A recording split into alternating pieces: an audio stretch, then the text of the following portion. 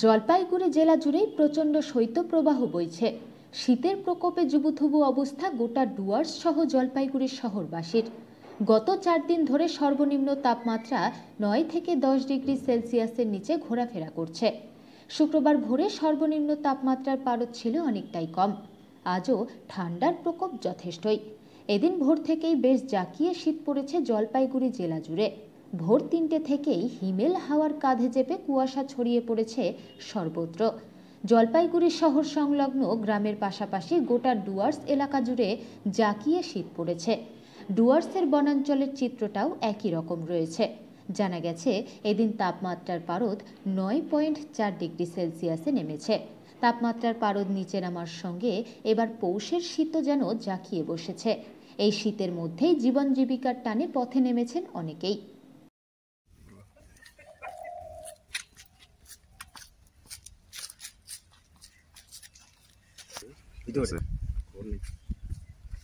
লালি কুমার সিং যে করতে ধরে ফেলে বুঝছিস, ওকে নিয়ে কোনো ভরসা নেই।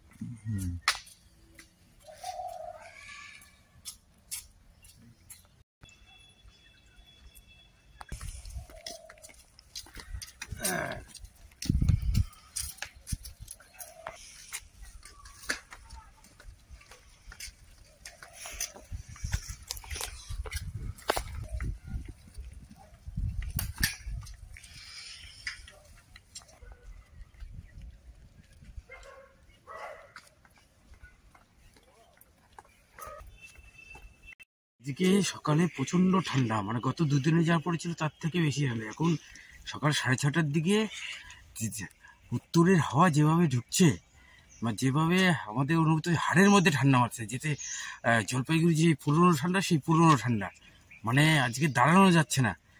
যে আমরা যে মর্নিং ওয়াক করতে আসবো তাতেই প্রচন্ড কষ্ট হচ্ছে। মর্নিং ওয়াকে তো লোক কম, প্রচন্ড লোক কম, লোক থাকলেও কথা বলতে পারছে না, এতটাই ঠান্ডা।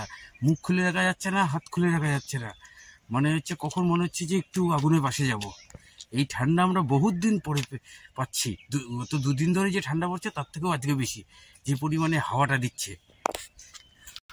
আজকে ঠান্ডা খুব বেশি লাগছে। হ্যাঁ, আজকে ঠান্ডাটা বেশি লাগছে, বুঝলি। আর আস্তে আস্তে ঠান্ডাটা পড়া শুরু হয়েছে 25শে ডিসেম্বর পর থেকে। ঠান্ডা কি কমছে না নাকি? না, কমছে না, কিন্তু ঠান্ডা বাড়ছে। মাঘ মাস অবধি চলবে এরকম।